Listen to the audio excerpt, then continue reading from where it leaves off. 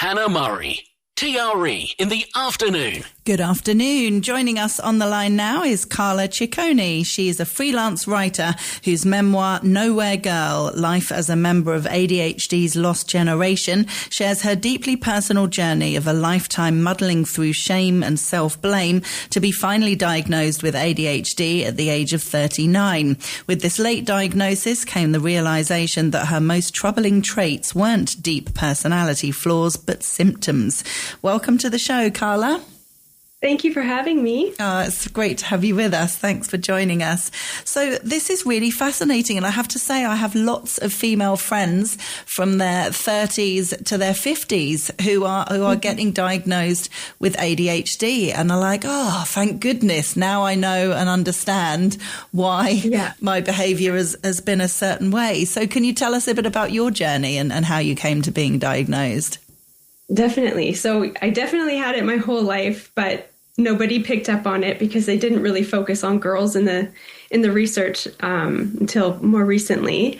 And so for me, it took becoming a mother and then kind of being in the throes of early motherhood and feeling very overwhelmed and anxious and finally going to get some therapy because of it. And the therapist was like, have you considered you might have ADHD? And at the time, I didn't know anything about ADHD, so I said no. It seemed like a disorder for hyperactive little boys, and I didn't really identify with that. But the more I learned about it, the more it made a whole lot of sense for me. Yeah. So what were some of your symptoms that now kind of make sense as ADHD? Well, the strongest symptom, or I think that it had evolved out of just a lifetime of being undiagnosed, was being very hard on myself, having a very harsh inner critic, and that I used that to motivate myself to do things. So things that didn't come naturally to me, time management, organization, focusing on things, I would sort of just be really mean to myself until I got it done. And I realized that was a problem when I became a mom, and I realized, oh, she's going to look at this as like a normal way of going about life, and I don't want to pass this on to her. So for me, that was like one of the biggest realizations that, oh, this was my undiagnosed ADHD. This is kind of how it has manifested at this point in my life. So what has changed in terms of research and evidence that kind of shows that ADHD isn't just something that little boys go through, as you say, teenage boys, issues with things at school, and it can be something that women are dealing with? Yeah. So, so girls and boys can get ADHD. Doesn't prefer one gender over the other, but it does tend to manifest a little bit differently in girls. We get what's called the inattentive type more often, where it's a more internal experience. So that outward hyperactive chaos that we see in little boys, that's happening for us on the inside. And so you get a lot of anxiety, you get daydreaming, you get being lost in thought. You could even get like hair twirling or like bouncing your legs up and down. That's kind of how it tends to manifest. And then as a girl gets older, you add in hormones, and then comes more anxiety, more depression, and it kind of gets tangled up in that. So it gets harder to diagnose as you get older because other comorbidities are getting involved. Yeah. We have a lot to deal with as women, don't we? So much. All the hormones and everything. And they don't know anything about us either. So I was reading with ADHD, going through perimenopause and pregnancy and all these things can make it worse or exacerbate the symptoms. Anytime there's like a hormonal change, yes, the symptoms get worse. Even in the luteal phase of our cycle, when estrogen drops, people find their ADHD medication doesn't work as well because estrogen is required to make our brains function well. So it's definitely all tied together. And thankfully, they're researching more now about hormones and the impact. And a lot of experts are recommending women who get diagnosed later, like, yes, have a psychiatrist or someone who's looking after the mental symptoms, but also go to your gynecologist, someone who can help you with the hormones too, because they're definitely both at play. I'm not sure I really realized that there was medication for ADHD. Has that been around a while? Yeah, it's been around for a long time and it's definitely evolved. And most of it is stimulant medication, which is not for everybody. I actually don't take it anymore because I was on it for a couple of years and it did help me a lot, help me get my life sort of like on track. But there was a lot of side effects that I didn't love. And so I'm able to sort of manage it now, or mostly manage it without, but it does help. Yeah. So there'll be a lot of people that have ADHD that aren't taking medication. I think so. It's a personal choice, right? And sometimes it's a type of medication, the stimulant medication, you don't even need to take it every day. Like if you have things that are very important that coming up and you need to like stay on task, maybe you're going to take it for a few days and maybe you take a couple days off. Like that's how I used it. So yeah. That's interesting. And with regards to your book, Nowhere Girl, it's called, where does the term Nowhere Girl come from? Well, it was because we were nowhere in the research and the literature I was reading when I started researching ADHD. It was basically all focused on boys and their experience of growing up.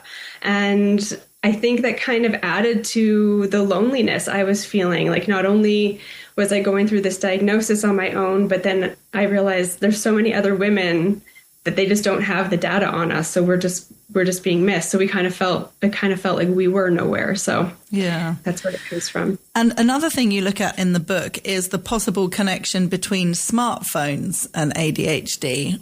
Is there a link? Well, I think it's definitely like increased the epigenetic equation. So if you have the genes for ADHD and you become, and smartphones, it's a slippery slope to smartphone addiction for many of us because it gives us a little dopamine hit every time we look at it. So I think that I don't necessarily think it causes ADHD, but I do think it can help make the symptoms worse and make us sort of more addicted to getting that dopamine hit in unhealthy ways. Mm-hmm. Are there definite links between ADHD and depression? And if people are already diagnosed with depression, possibly taking antidepressants, could that be helping the ADHD? Well, definitely. I mean, as people get older, depression is a common sort of manifestation of ADHD that is undiagnosed and untreated. I had it. I was diagnosed with depression long before I was diagnosed with ADHD. But I think in some cases, once you get diagnosed with ADHD and sort of start working on the things that cause the depression because you were undiagnosed, sometimes it can clear up. Okay. And also the interesting kind of connection with social media and not from the smartphone perspective, but just how much ADHD and ADHD in women particularly is talked about on social media with the hashtags on TikTok. It's more like, it's unbelievable how much it's talked amazing. About now, which is great.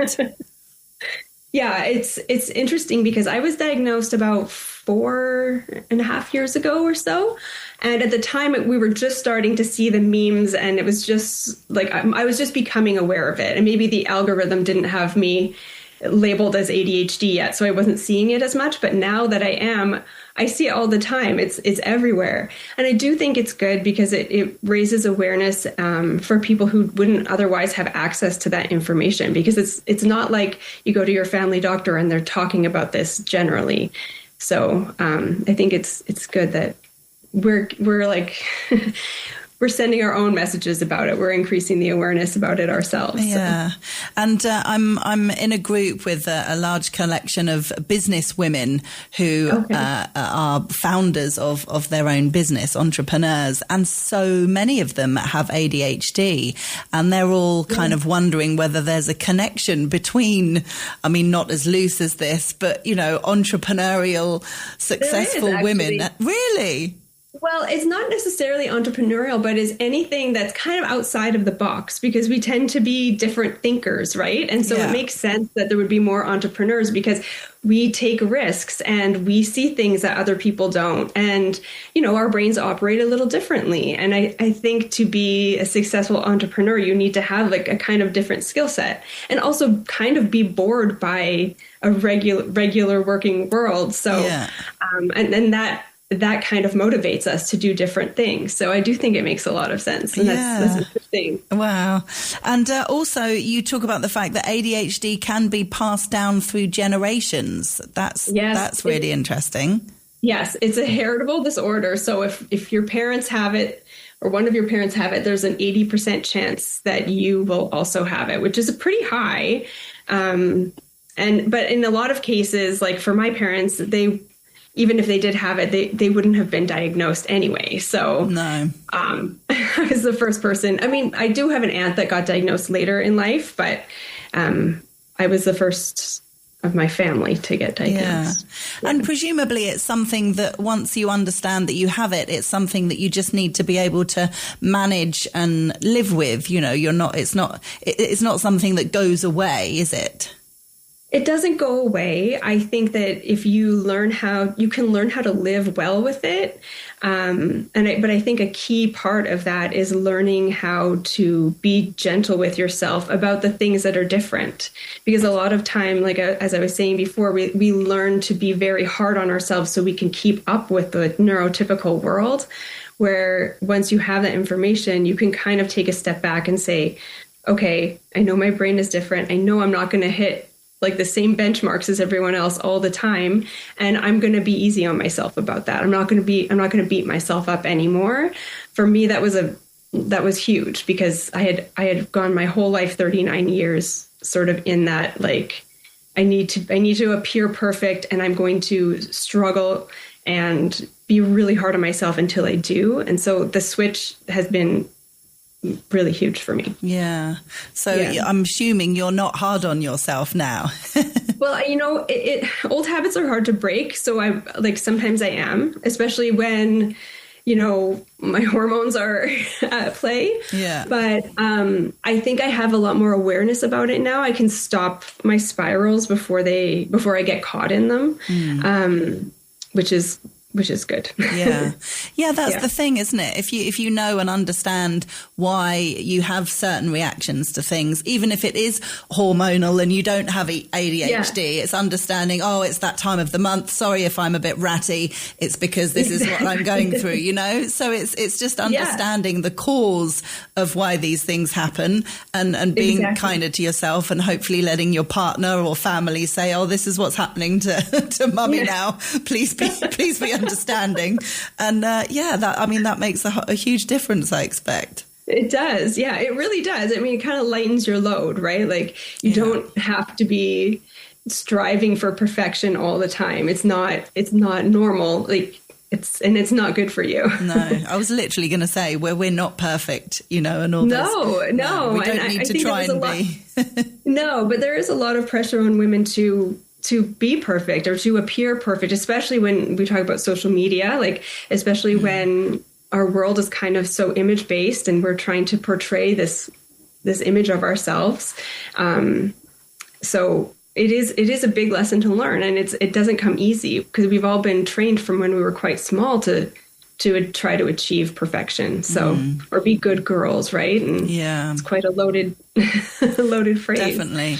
But some of the most loved social media posts that I see that get the biggest amount of likes and the biggest amount of comments and appreciation are when women are honest and brave and sharing something that they're uncomfortable about, whether it's a photograph of them in a bikini with all the rolls of fat and going, this is me, this is how I actually look like without a stylist and without a makeup artist and all that kind of stuff, whether it's a photography thing or whether it's someone coming clean about having ADHD or anything else, or that the fact that they're going through the menopause or whatever it might be, and say, this is what's happening, I'm struggling a bit, but I've been reading this book which has really helped, or I've been seeing this therapist which has really helped, and everyone goes, well done you're amazing, you're doing so well. People are so supportive and encouraging. They are, They really are. So I do think, I hope that things are changing and, we're letting go of that perfectionism a little bit, but it tends to go hand in hand with ADHD. So it is a big lesson that we need to learn. And it can be really hard to let go of the things that kept you productive when you struggled to be. So, it's okay to get outside help if you need it, for sure. Definitely. Definitely. Yeah. Well, if people want to find out more about ADHD, particularly in women, your book is called Nowhere Girl, a memoir, Life as a Member of ADHD's Lost Generation. It's available on our website, TRE.radio, and it's by Carla Ciccone, who we've been chatting with. Carla, thank you so much for joining us. Thank you so much for having me.